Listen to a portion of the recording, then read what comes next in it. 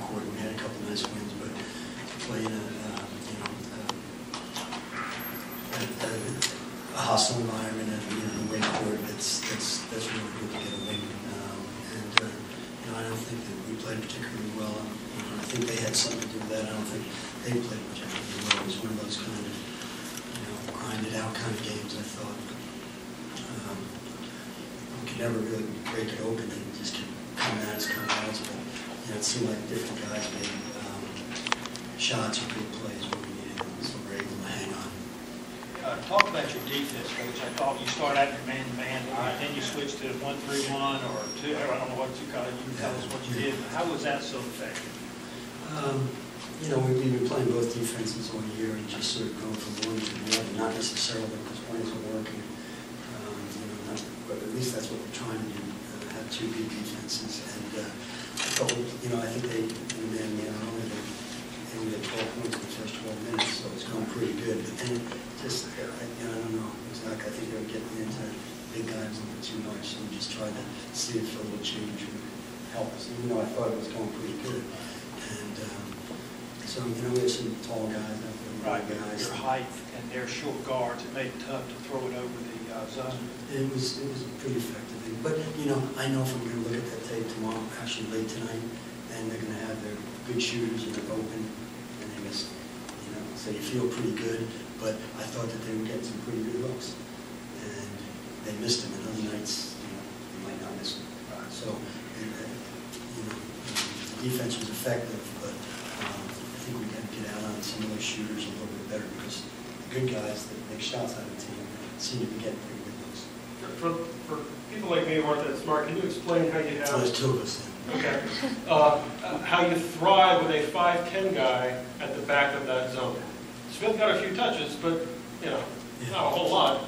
Well, you need a tough nut for starters, but then, as you said before, on the wings you have some pretty tall guys, 6'8", Sherman, whatever he is, and then Nash is pretty long and sort of cagey. So Mike's doing a heck of a job down there, Mike Thompson.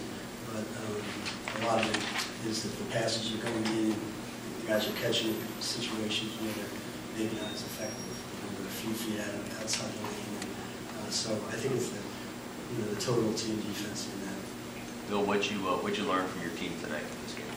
Well, I thought that it's just good to win on the road. And, we lost our composure a bunch of times, and some other night we were going to lose that game. Freshman threw I didn't even see it, threw his arms up or something like that, so we got the ball out of bounds, and all of a sudden, now shooting 2 foul shots. The Horners never missed a foul shot, that guy. And since he touched the guy, they get the ball. So that can quickly go, there can be a big change. So I was disappointed in that. And, Marco Tullio didn't play as well as he can play, but then it's tough. He had a big shot there. I think they got it down 4 or 5, and Mike drove and found it in a corner. And so when you're not playing too well, and then you make a big shot, that's great to come back from that, especially a kid, a freshman. Describe the minute and 40 to go, you had a 5-point lead. This place is trying to get into it, and they're isolated Thompson. Just can you explain why that worked? And for the 3-point play that we both put away. Well, yeah, they were up on you pretty hard. It was hard to make any passes, and we tried to have Sherman dribble the ball across. I think the time before that, or 2 times before that, they jumped all over it and had a little hard time. And so I just wanted to keep the time out, whenever it was right before that. I think I just said, keep it in your hands, Mike, and see what can happen.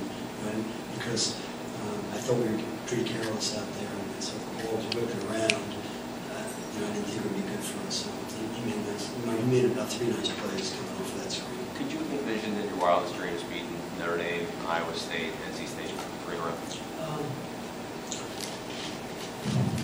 Probably not. Probably not. You have to. People talk about losing Kobo, but we lost Ryan too, who's our first sub for a full order guard off the bench, a senior, who's a pretty good player. And so, some of these guys haven't come through. Sherman has come through, he's taking more shots and being more aggressive,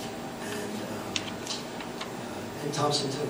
So I probably didn't think we were going to win all these games, but after we did beat those 2 games, I thought we had a pretty nice shot tonight. After 10 years you've been there, you think this is one of your better Northwestern clubs? I don't know. I didn't think it. I didn't think it a week ago, but you know, we won a few games, and so you know, I think we've had better players before. But Thompson is playing very well and high level. And Nash, I don't know what his stats are, but he just seemed to put everything right out there tonight to me. He's getting rebounds, makes his foul shots. He won a game the other night for us against Iowa State, the 2 big shots. So he's a senior, and I think he's doing a heck of a job also. Coach, the Big Ten's got a lot of really good guards this year. Where do you think Thompson fits in? I think he's really under the radar. I don't think he gets enough. You know, he's not the fastest guy in the world. He's not over the rim, like a little a word bug, you know. But he's tough as nails. I mean, he shot 43% from threes last year, which is 31 in the league. And this past weekend, he had one turnover in 2 games, and a bunch of assists. I don't know how many.